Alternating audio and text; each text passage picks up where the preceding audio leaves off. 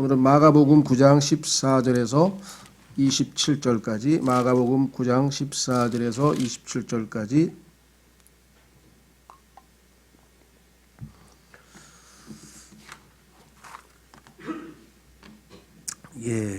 여기 보면 이제 마귀 들린 소년이 하나 나오는데요. 또 여기서 우리가 좀 용어 정리를 좀 하고 넘어가지 않을 수가 없습니다. 왜냐하면 이 개역 성경에서 사용하는 이 귀신이라고 하는 용어가 지금 일반 성경에서는 사용되고 있죠.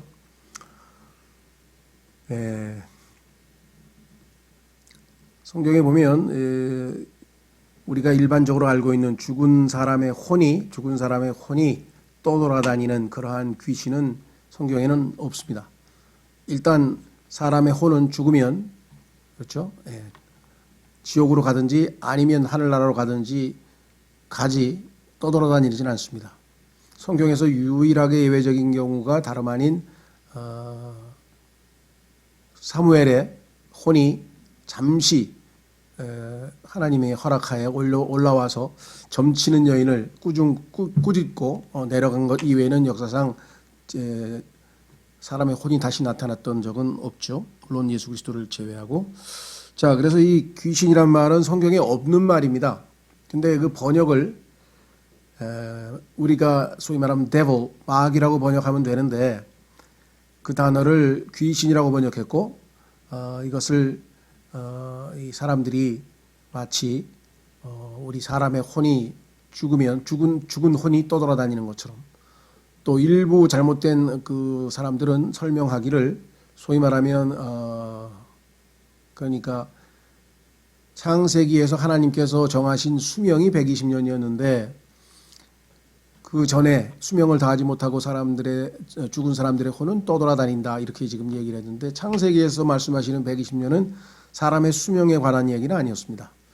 노아에게 하나님께서 주신 그 연한을 얘기하는 것이었고요. 그래서 성경에 근거 없는 그런 것들을 많이 만들어서 얘기를 하는. 문제는 사람들이 속을 수밖에 없는 게 혼이, 이 소위 말하면 마귀들이 나타나서 사람처럼 말을 하기도 합니다. 말을 하기도 하는데 그 말이 때로는 어떤 죽은 사람의 음성을 그대로 흉내내서 이야기를 할 때가 있어요. 그러니까 사람들은 얼마 전에 작년에 죽었던 누구 귀신이구나, 이렇게 생각하기가 쉽죠. 근데 그것은 속임수죠. 그 사람과 함께 같이 그 사람의 삶을 지켜보았던 그 누군가가 특별한 목적으로 사람을 속이기 위해서 나타나는 거죠. 예를 들면 남자인데 여자 목소리가 나오고 소위 말하면 또 심지어는 이런 경우도 있죠.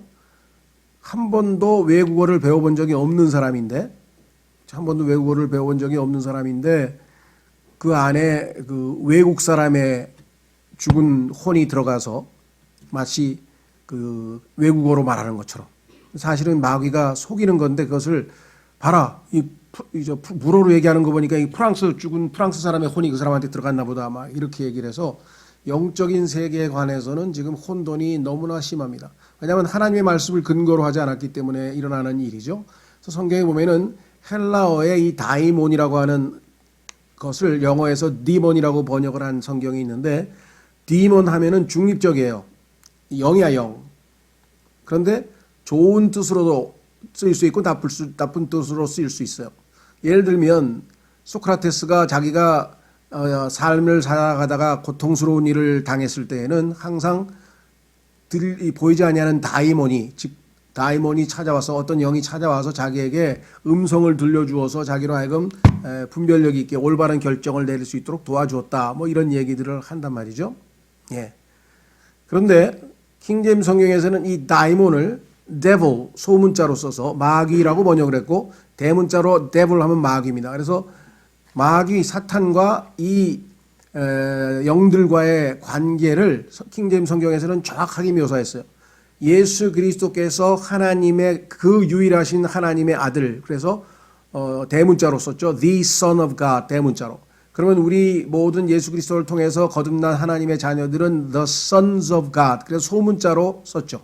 마찬가지로 마귀도 대문자로 devil, 그 마귀의 휘하에 있는 모든 악한 영 또는 성경에서 부정한 영, 더러운 영. 그러니까 마귀의 이름은 마귀에서는 마귀들이라고도 부르기도 하고 더러운 영이라고도 하기도 하고 부정한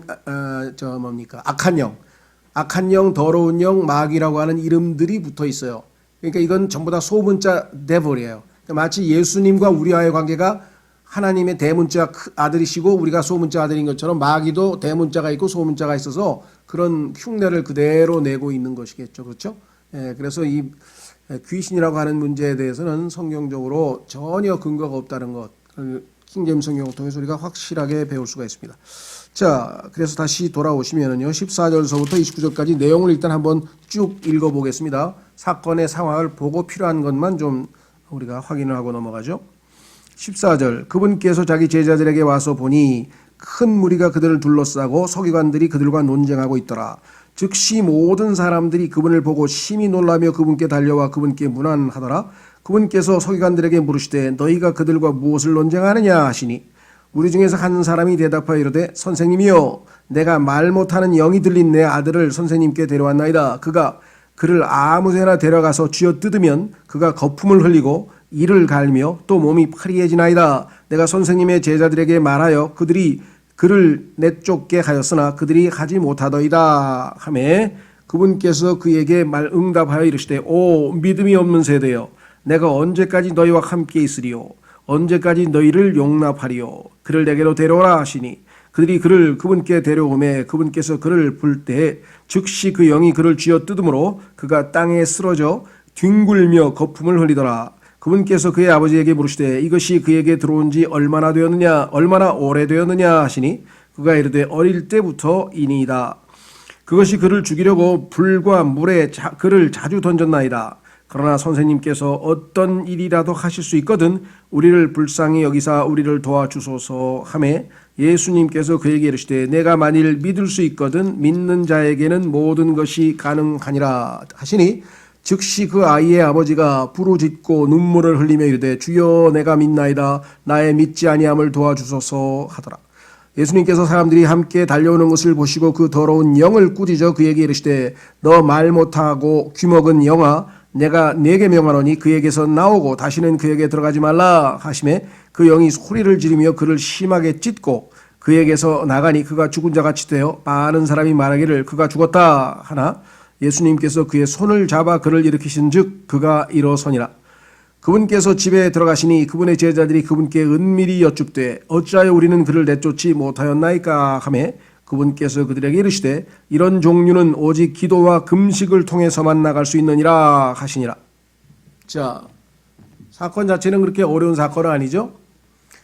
예수님께서 변화산에서 이제 내려오시면서 엘리야와 관련된 교훈을 말씀하셨는데 그때 아시다시피 우리는 그 변형산에 제자 3명만 데리고 갔다고 확인했죠.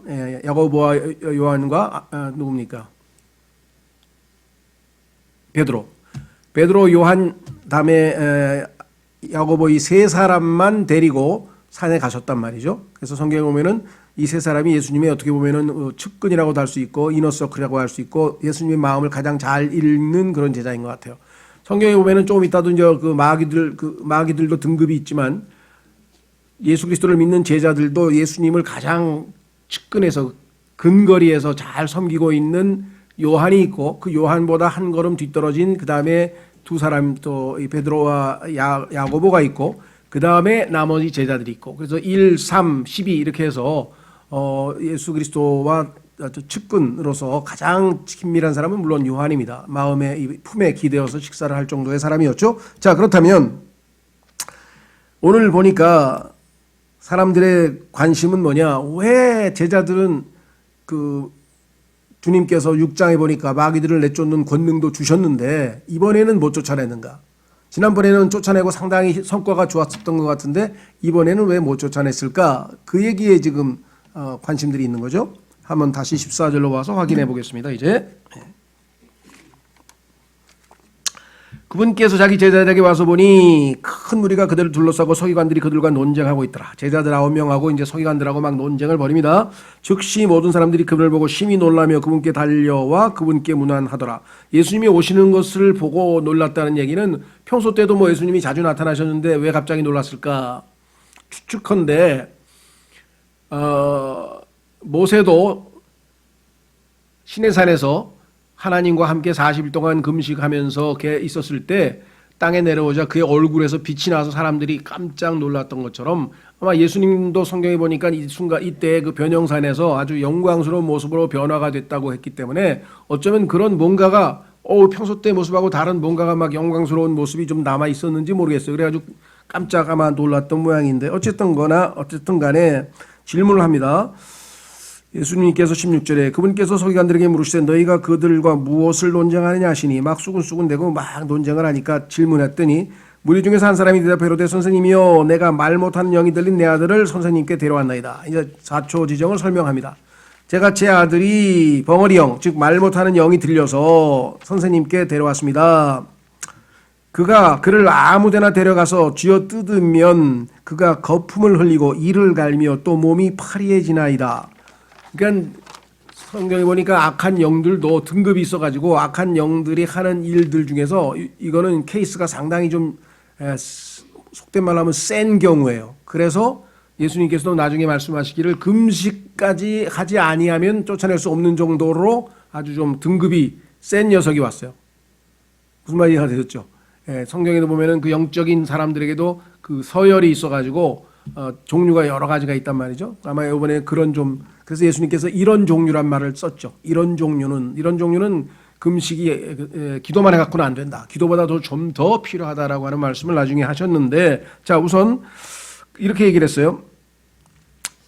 내가 선생님의 제자들에게 말하여 그들이 그를 내쫓게 하였으나 그들이 하지 못하더이다 하매 예수님은 보니까 산에 올라가셔서 어디 가시고 안 계시고 제자들만 9명이 있길래 하도 급해서 예수님한테는 못 가고 예수님을 못 찾았으니 할 수 없이 내가 제자들에게 가서 부탁을 했는데 못하더이다 하매 그분께서 그에게 응답하여 이르시되 오 믿음이 없는 세대여 내가 언제까지 너희와 함께 있으리요. 자 이와 같은 것들을 하지 못한 이유가 믿음이 없기 때문이라고 예수님께서 해석을 하셨고 마태복음 17장에도 보면은 믿음이 없다라고 하는 표현을 말씀하십니다. 자 그래서 원인은 이제 믿음이 없는 것인데 제자들이 믿음이 약한 건지 이 사람들의 믿음이 없는 건지는 모르지만 일단 제가 보기에는 제자들이 평소 때 평범한 마귀들은 다 쫓아냈는데 이번에 온 종류는 좀 센 거다 보니까 금식을 안 하고 영적으로 힘이 약해서 쫓아내지 못한 것을 우리가 짐작을 할 수가 있겠죠. 자 그래서 뭐라고 얘기를 했느냐 믿음이 없는 세대요 라고 예수님께서 말씀하셨는데 마태복음과 누가복음에 보면은 믿음이 없고 패역한 세대요 하면서 예수님께서 그들이 사악하다는 얘기를 덧붙인 것을 우리가 보게 됩니다. 자 그래서 여기 보시면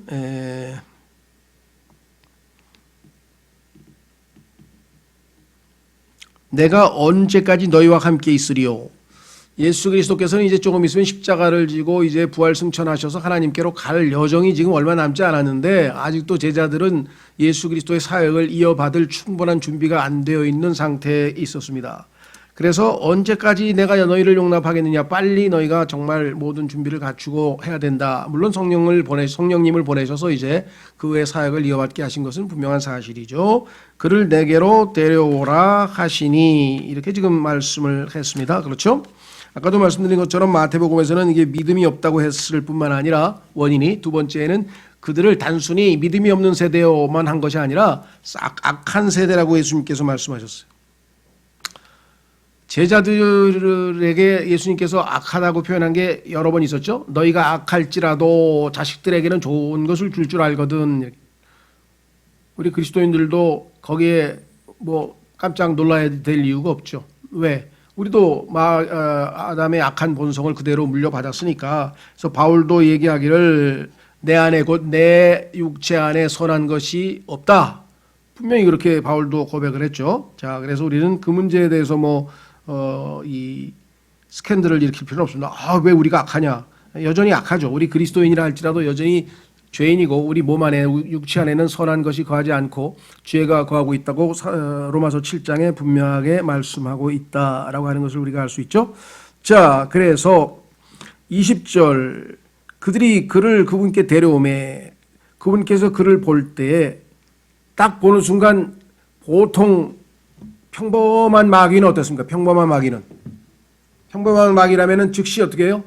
딱 무릎 꿇고 엎드려 가지고 뭐 주여 용서하소서, 아니면 뭐 주여 나를 떠나소서 하던가, 아니면 예수님의 권위 앞에 다 무릎을 꿇고 그렇게 자신의 어떤 그 처지를 좀 불쌍히 여겨달라고 이렇게 하는 게 여태까지 일반적인 마귀였는데, 이 마귀는 좀 독종이에요. 그래가지고 예수님께 대적을 하는 거야.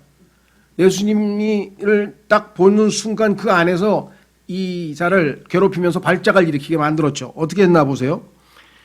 그를 볼 때 즉시 그 영이 그를 쥐어뜯음으로 무릎 꿇고 잘못했습니다 하고 예수님께 비는 게 아니라 마지막까지 그냥 최후의 발악을 하는 거예요. 쥐어뜯음으로 그가 땅에 쓰러져 뒹굴며 거품을 흘리더라. 자, 가만히 있어 보자. 여기에서 우리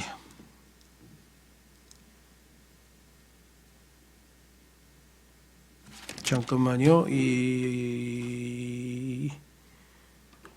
표현이 어떤 표현이 나와 있냐면요.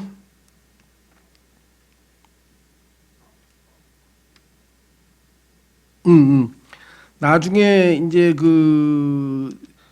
우리가 지금 시간이 없어 찾지는 않지만 마태복음 17장 15절에 보면은요, 이 사람의 상태에 대해서 미쳤다는 표현이 나와요. 뭐 이왕 나왔으니까 한번 확인해 보죠. 왜냐하면 지금 이게 미친 거냐, 미친 사람하고 그러니까 마귀가 들린 거하고의 관계를 우리가 혼동하게 되면 그 상당한 문제를 일으키죠. 특히 은사주의에서 이 문제가 생기는데, 이 성경은 지금 뭐라고 마태복음에서는 표현했냐면요, 17장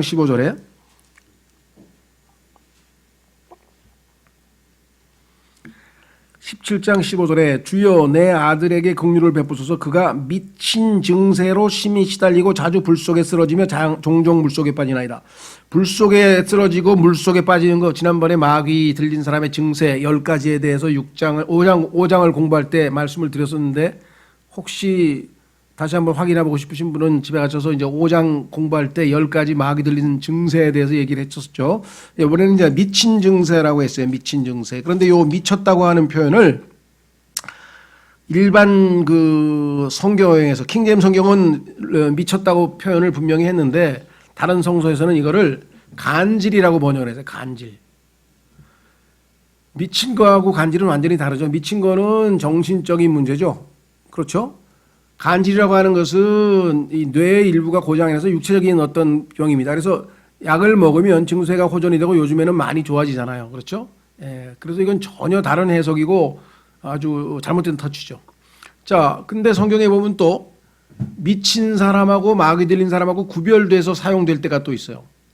그러니까 우리는 성경에서 미쳤다고 했을 때에는 두 가지 종류의 미침이 있다. 하나는 악한 영에 의해서 영적인 문제로 발생하는 미친 증상이 나타나는 경우가 있고, 또 하나는 영적인 문제하고 아무 상관없이 정신적인 문제로, 예를 들면 스트레스를 많이 받아서라든가 아니면 무슨 강박관념에 시달렸다든가 이렇게 해서 정신적인 문제가 있을 수 있어요.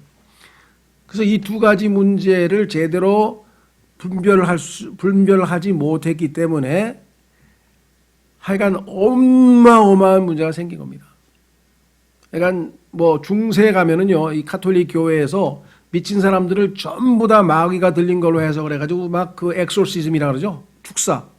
마귀 쫓는다고 그냥 뭐 요즘에 이제 은사 집회 가면 막 두들기고 막 북치고 막 해서 그런 방식으로 카톨릭에서도 축사를 합니다. 엑소시스트라고 영화도 나왔었죠. 마귀를 쫓아내는 그런 종교 의식을 거행한다 이 말이죠.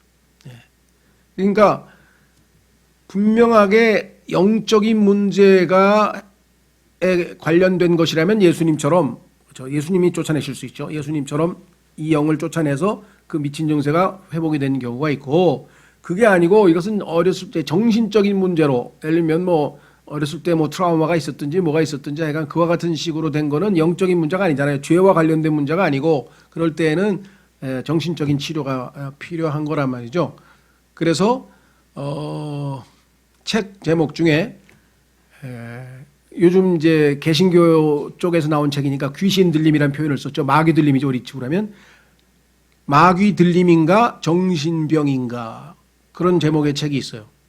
그리고 우리나라 분이 정신과 의사이면서 동시에 목사이신 김진이라고 하는 분이 쓴 책이 있고요. 이분은 목사이시면서 원래는 정신과 전문의 출신인데 나중에 목사가 되신 분이에요. 그래서 왜 목사가 됐냐면 소위 말하면 목사들이 이게 영적인 미친 건지 정신적으로 미친 건지를 구분을 안 하고 정신과에 와서 치료하고 약만 먹으면 금방 나을 사람을 그냥 기도한다고 두들기고 저기 기도원에 보내가지고 사람을 완전히 폐인 만드는 것들을 보고 너무 마음이 아파서 자기가 정신과 의사이면서도 불구하고 할 수 없이 다시 신학을 공부해서 훈련을 시키는 거예요.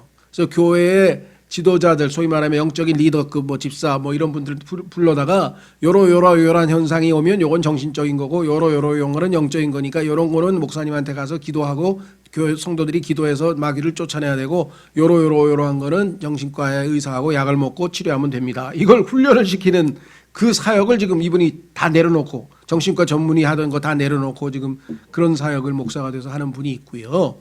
또 그 프랑스에도 스위스죠. 스위스 출신의 폴 트루니에라고 하는 의사도 역시 그 문제에 대해서 왜 의사들에게 보내야 될 사람을 목사에게 보내서 폐인을 만들고 왜 목사에게 보내서 죄 사함 받고 용서받으면 끝날 문제를 정신과 의사들이 그 사람을 약을 먹여서 아주 폐인을 또 만드느냐. 똑같은 진단을 내린 사람이 있어요. 자, 그래서 이 문제는 정말 분별을 잘 해야 돼요.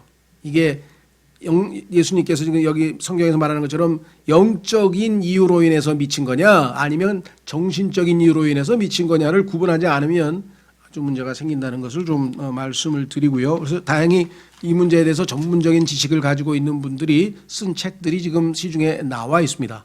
그래서 한번 읽어볼 만해. 아, 이런 사람들은 이렇게 해서 이런 거구나. 이렇게죠. 자, 그래서 그 얘기를 좀 드리고 싶었고요. 자, 다시 돌아오면 마가복음 9장. 예수님께서 이제 이런 현상으로 이 영이 막 그 사람을 괴롭히면서 예수님 앞에 무릎 꿇고 순종하지 아니하고 막 대드니까 21절 그분께서 그의 아버지에게 물으시되 이것이 그에게 들어온 지 얼마나 오래되었느냐 하시니 그가 이르되 어릴 때부터이다. 아, 그러니까 아주 그냥 오래도 됐고 또 독종이고 약간 보통 심각한 일이 아니에요. 이 아이의 경우에는 그것이 그를 죽이려고 물과 불에 그를 자주 던졌나이다. 어렸을 때부터 아주 정말 평생 이 아이의 뒷바라지를 하면서 이 부모가 얼마나 힘들었을까요? 해결은 안 되고. 그렇죠? 예, 저도 군대 있을 때 그 동기 중에 한 아이가 간질을 앓았었는데요. 그때까지만 해도 저도 성경적으로 잘 분별을 못하니까 이 간질이라는 게 뭐 정신적인 문제인지 뭐 이런 걸 알 수가 없잖아요. 근데 다행히 그 친구는 그래도 좀 똑똑해서 증상이 오면 자기가 그 붕대를 가지고 있다가 입에 딱, 왜냐하면 잘못하면 혀를 깨문대요. 그래서 붕대로 딱 집어넣어서 딱 깨물고 화장실로 가더라고요. 그래서 한 3, 4분 지나면 그 증상이 자동으로 이제 가라앉아요. 그러니까 약을 꾸준하게 먹으면은 이제 좀 통제가 되는데 어떨 때 이제 피곤하다든가 뭐 이렇게 되면 통제가 안 되면 자기가 그걸 스스로 이렇게 처리를 해서 참, 그래도 다행이라고 생각했던 기억이 나는데요. 또 다행히 이제 그 기독교 의사들이 지금으로부터 한 130년 전부터 장미회라고 하는 그런 그 기독교 의사 단체들이 간질 환자를 무료로 치료해주는 의료 선교단체가 있습니다. 그래서 거기에 가면은 요즘은 웬만한 그 증세는 다 약으로 치유가 되는 것으로 알고 있습니다. 전혀 간질이 아니라는 것 기억해 주시고요. 자, 뭐라고 얘기했느냐? 그러나 선생님께서 어떤 일이라도 하실 수 있거든. 여기에서 이제 이 사람의 믿음의 연약함이 나타나죠. 왜 이렇게 연약해졌을까요? 제자들한테 믿고 갔는데 못 고치셨잖아. 그러니까 이 사람이 보기에는 어떻게 해요? 스승이라고 별거 나을 게 있을까? 그래서 혹시 뭐 하실 수 있다면 하고 이렇게 지금 약간의 의심에 찬 얘기를 합니다. 우리를 불쌍히 여기서 도와주소서 하매. 예수님께서 그 얘기를 하시되 내가 만일 믿을 수 있거든 믿는 자에게는 모든 것이 가능하니라. 그러니까 내가 믿음만 행사하면 가능하다. 이렇게 예수님은 확실하게 답변을 해주셨죠. 그렇죠? 성경에 보면은 예수 그리스도께서는 긍휼이 많으신 성품이라고 성경에 여러 번 나오죠. 그래서 예수님께서 긍휼로 말미암아 불쌍히 여기는 마음으로 치유도 해주시고, 그 다음에 구출도 해주시고, 또 가르쳐 주시기도 하시고, 또 배고플 때 오병이어의 기적으로 먹이시기도 하시고, 이 다 동기가 뭐냐면 불쌍히 여기시는 마음이라고. 그래서 시편에 보면 그분의 긍휼은 영원하시도다란 말을 반복해서 하는 이유가 바로 그것이죠. 자, 요 구절이 근데 또 많은 사람들을 문제를 일으켰어요. 왜? 믿는 자에게는 모든 것이 가능하다. 그 앞뒤 문맥을 따르지 않고요. 자, 하나님께서 원하시는 어떤 일을 수행하는데 자기가 믿음이 약해서 수행을 못합니다, 지금. 그래서 방해를 받고 있어요. 이럴 때에는 주님으로부터 믿음을 구해서 믿음으로 그걸 이겨내고 가능하다는 얘기겠지. 여기서 얘기하는 것처럼 믿는 자에게 모든 것이 가능하다 그러면 빛이 있으라. 그것도 가능합니까? 온 우주를 그냥 말씀으로 창조하는 것도 믿기만 하면 다 됩니까? 그렇죠? 물 위를 걸어가서 죽은 그리스도인이 얼마나 많은지 몰라요. 그건 완전히 시험이죠. 그거를 믿으면 뭐든지 할 수 있다고 생각한 거예요. 또 예수님보다 더 큰 일을 한다 그러니까 그러니까 하나님께서 원하시는 일이 확실할 때 그분이 주시는 믿음을 따라 그것을 이겨내고, 예를 들면 뭐 우리 주기철 목사님 같이 정말 그 고문을 다 이겨내고 끝까지 순교해서 그 어떤 신사참배로부터 자신의 믿음을 지켜낸 그런 것들 같은 경우는 얼마든지 우리가 예를 들 수 있는데, 하나님께서 시키지도 않은 일을 갖다가 시험 삼아 한번 해보고 믿음으로 다 된다고 그런 일에 장난질 하듯이 해버리면 심각한 문제가 발생합니다. 그렇죠? 자, 그래서 여기에서 내가 만일 믿을 수 있거든 믿는 자에게는 모든 것이 가능하니라 하시니 24절 즉시 그 아이의 아버지가 부르짖고 눈물을 흘리며 이르되, 야, 24절에 나오는 그 말 중에 하나가 상당히 성경의 명언으로 알려져 있습니다. 성경의 명언. 왜 명언인가 다시 한번 잘 보세요. 주여 내가 믿나이다. 나의 믿지 아니함을 도와주소서. 이게 믿는다는 얘기예요? 안 믿는다는 얘기예요? 이런 말이 어디 있어요? 내가 믿나이다 그랬는데 내가 믿지 아니함을 도와주소서. 금방 믿는다며. 무슨 말이 이해가 되세요? 인간의 한계. 믿습니다. 믿고 싶습니다. 그런데 가만히 보니까 안 믿어지는 거야. 막 불안한 거야. 그래서 어떻게? 내가 믿음 없음을 도와주셔서 이렇게 얘기한 거예요. 얼마나 솔직하고 정직해요. 이런 사람 다 도움을 받죠. 믿음이 있는 척하면서 믿습니다 하면서 속으로는 불안해가지고 이거 어떡하지 이러고 있는 사람이 있는데, 여기는 위선이 없잖아요. 믿나이다 했는데 가만히 보니까 자기가 자신이 없는 거예요. 그래서 뭐예요? 내가 믿음 없음을 도와주십시오. 이렇게 있는 고백을 하게 됩니다. 그렇죠? 여러분들도 믿습니다 해놓고 자신이 없으면 저 왜 믿음 없음을 도와주십시오 해야지, 믿습니다 아니에요 믿습니다 하고 계속 그렇게 외쳐봐야 소용없어요. 사회에서 솔직한 게 낫지. 과거에 그 차윤순 자매님이라고 일본 선교하시던 분이 한국에 와가지고, 제가 보니까 사람들은 밖에서 일본에서는 한국에는 뭐 기독교가 막 어마어마하게 막 융성을 하고 있고 일본에 비해서 한국 사람들은 그냥 믿음이 엄청 좋다고, 그래서 제가 가서 보니까 그게 아니던데요. 그래서 믿음이 너무 없어요. 너무 없어요. 그러면서 한다는 소리가, 예를 들면 하나님께서 천지 창조하신 것을 믿습니까? 예, 믿습니다. 이러면 되는데, 예, 믿습니다. 얼마나 안 믿어지면 그냥 그 믿음을 기름 짜듯이 짜는지는 날 모르겠어요. 그런 얘기를 하더라고요. 그래서 내가 역시 통찰력 있게 관찰하셨구나. 차라리 믿고 싶습니다. 근데 안 믿어집니다. 믿게 해주세요라고 이 아저씨처럼 얘기하는 게 낫지. 그걸 막 억지로 믿는 것처럼 흉내내면 어떡해요. 그거는 뭡니까? 이 세일즈맨들 훈련시킬 때 하는 거예요. 실적을 2배로 달성할 것을 믿습니까? 그러니까 믿습니다 하고 한 100번 하다 보니까 될 것 같아. 그래서 이제 되긴 뭐가 돼요. 그런 방식의 어떤 심리적 현상을 유도하는 그거하고 주님을 인격적으로 신뢰하는 거, 그분은 하실 수 있다. 나는 못하지만 그분은 하실 수 있다. 그걸 믿는 거하고는 별개 문제죠. 자, 그래서 우리는 다시 25장 25절로 오게 됩니다. 예수님께서 사람들이 함께 달려오는 것을 보시고 야 하면서 막 사람들이, 예수님이 이제 축사, 소위 말 이 사람들이 보기에는 축사겠죠.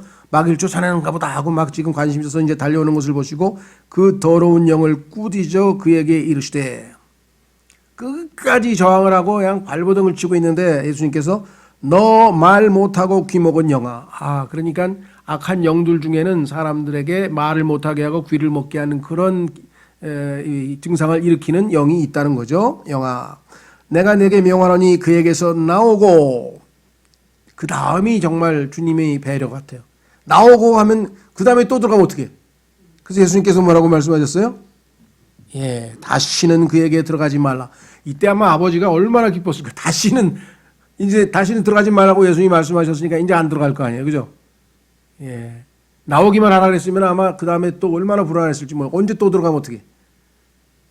자, 예수님께서는 완전한 확신을 가질 수 있도록 정확하게 명령을 내리셨습니다. 그렇죠? 예수님은 이렇게 말씀 하나로 즉시로 해결이 되는데, 그렇지 않고 소위 말하면 일반 사회에서 소위 말하면 무당들을 데려다가 귀신을 쫓아낸다고 하는 뭐 축사 그런 것 하죠. 막 무당하고 막 구술하고. 그래서 일반 그 예수님처럼 마귀를 쫓아내는 게 아니라 그런 종교 의식을 거행함으로써 마귀를 쫓아내려고 하는 경우도 있고요. 그 다음에 실제적으로 예수님의 이름을 사용을 하지만 사실은 그거는 이용해 먹는, 예수님의 권능이 아니라 이용해 먹는 법이 있어요. 그럴 때에는 결과가 어떻게 되느냐? 정반대로 자기가 마귀에게 당하는 거예요. 그런 일들이 지금 있어요. 확인해 보겠습니다. 사도행전 19장으로 가보시면 실제로 한번 사건이 터졌었죠. 사도행전 19장 15절 16절에서 예수님 이름으로 마귀 쫓아내다가 마귀에게 한번 엄청 당한 친구가 하나 있죠. 19장, 사도행전 19장 13절서부터 보면 이런 표현이 있어요. 그때 떠돌아다니는 유대인들 중에 어떤 자들, 곧 마귀를 내쫓는 엑소시스트란 말이죠. 자들이 악한 영들이 들린 자들을 향해 스스로 주 예수님의 이름을 부르는 일을 하며 이르되, 바울이 선포하는 예수님을 힘입어 우리가 너에게 엄히 명하노라. 우리도 보면은 기도원이고 뭐 이런 데 가면 전부 다 뭐 예수 이름으로 명하노니 나와라. 나오긴 뭘 나와요. 안 나와. 자, 그래서 여기 뭐라 그랬습니까? 유대인으로 제사장들 중에 우두머리인 스게와라 하는 사람에게 아들 7이 있었는데 그들도 그와 같이 하며, 아유, 제사장 아들이라고 하는 자들도 이렇게 이런 짓거리를 하고 다녀요. 15절, 그 악한 영이 응답하여 이르되 내가 예수님도 알고 바울도 알거니와 너희는 누구냐 하면서 오히려 어떻게 했어요? 16절, 그 악한 영 들린 사람이 그들에게 뛰어올라 그들을 눌러 이기니라. 그러므로 그들이 벌거벗고 상한 채 그 집에서 나와 도망하니라. 망신만 당했죠. 그렇죠? 예. 자, 그래서 다시 마가복음 9장으로 돌아오겠습니다. 26절, 그 영이 소리를 지르며 그를 심하게 찢고 마지막 순간까지 발악을 합니다. 아주 보통 센 놈이 아니에요. 그에게서 나가니 그가 죽은 자같이 되어 많은 사람이 말하기를 그거 죽었다 하나. 근데 예수님께서 이런 결과를 얻으실 리가 없죠. 죽을 리가 없겠죠. 그래서 어떻게 했습니까? 예수님께서 그의 손을 잡아 그를 일으키신 즉 그가 일어서니라. 이때 뭐 어마어마했겠죠. 와, 역시 예수님은 다르다 하면서 뭐 다양한 저기 아마 평가가 있었을 것으로 생각이 됩니다. 그렇죠? 자, 여기서 한 가지 또 짚고 넘어갈 게 있어요. 28절. 그분께서 집에 들어가시니 그분의 제자들이 그분께 은밀히 여쭙되 어찌하여 우리는 그를 내쫓지 못하였나이까 하며. 지난번에 주님께서 우리에게 권능을 주셔서 갔을 때는 다 쫓아냈는데, 우리가 그냥 가는 곳곳마다 다 쫓아냈는데 이번에는 왜 못 쫓아냈습니까? 본인들도 엄청 궁금했겠죠. 왜 지난번에 권능을 주셔서 이제 다 쫓아내는 줄 알았는데 못 쫓아내는 이상한 종류가 하나 있었어. 예수님께서 뭐라고 말씀하셨나 보세요.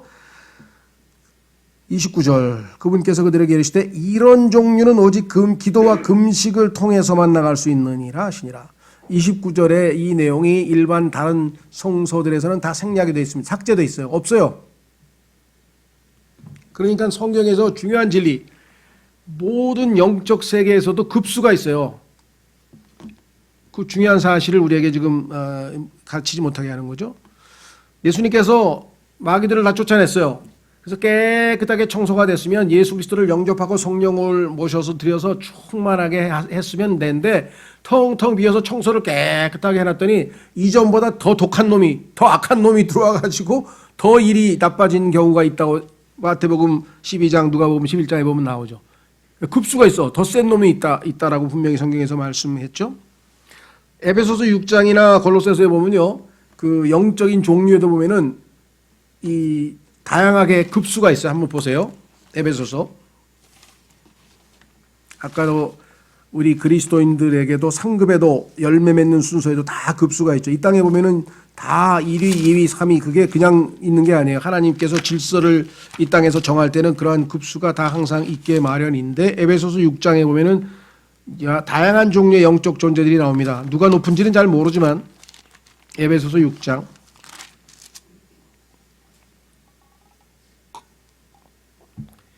군대에 보면은 제일 높은 뭐 육군으로 치면 참모총장이 있고 참모차장이 있고 그다음에 군사령관이 있고 별 4개, 군단장이 있고 별 3개, 사단장이 있고 별 2개, 뭐 이래 가지고 쭉 내려가서 뭐 연대장, 대령, 그다음에 뭐 대대장, 중령, 그다음에 뭐 이렇게 해서 쭉 내려가잖아요. 그런 권위들이 다 급수가 있죠. 여기도 마찬가지. 에베소서 6장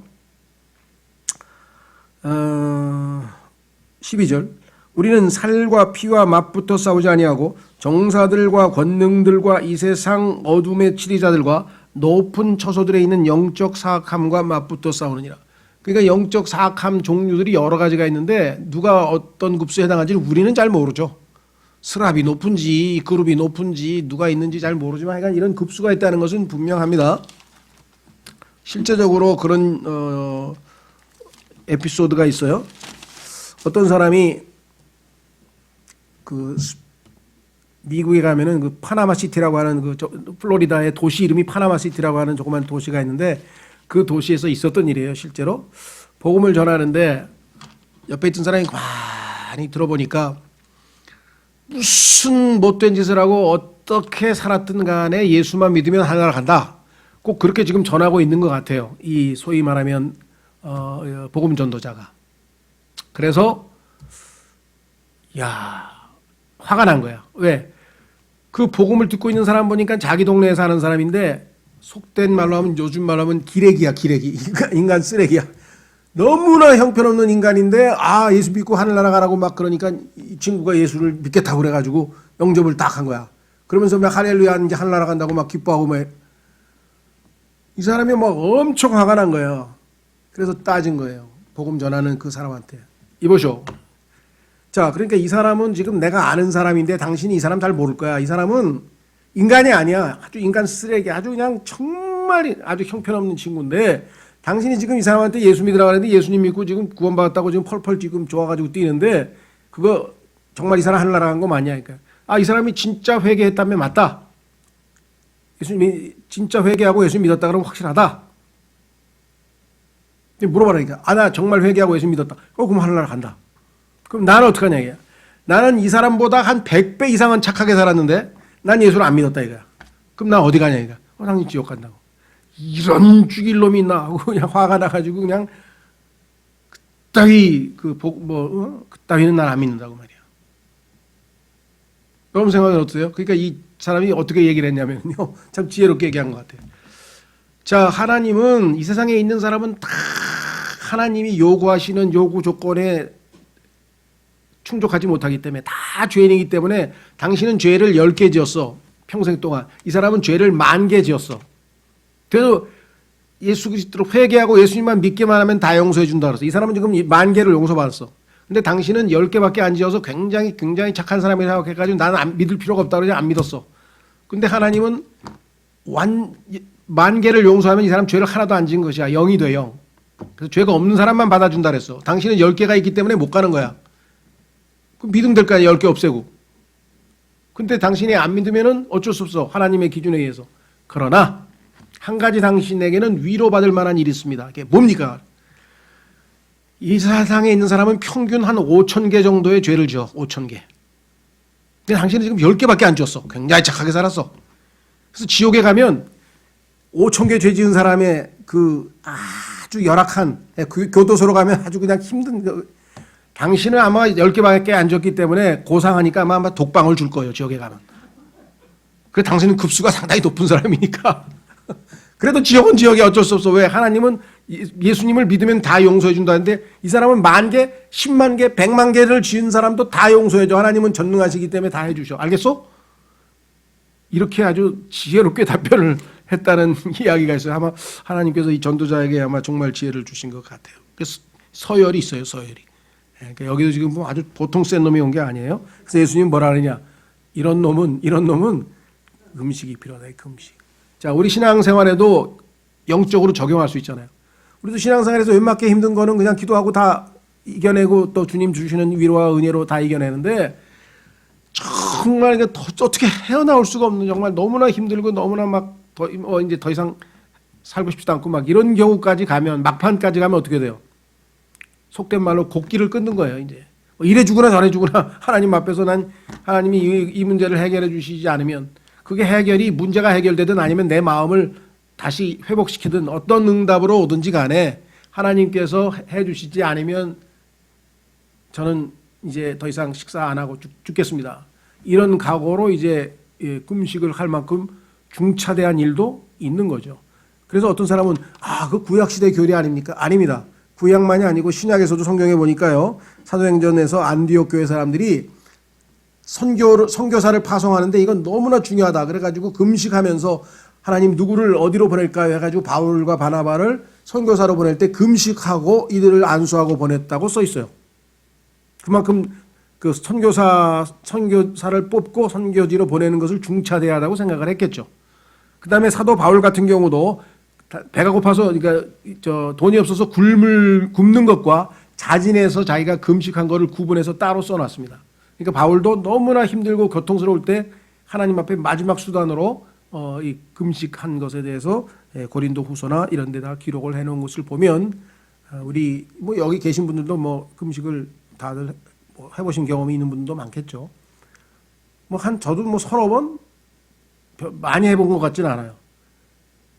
그래서 여러분들도 정말 이거는 내가 하나님 앞에 그냥 내 육신을 어떤 생명을 내놓을 정도라도 하나님 앞에 기도를 해야 되겠다.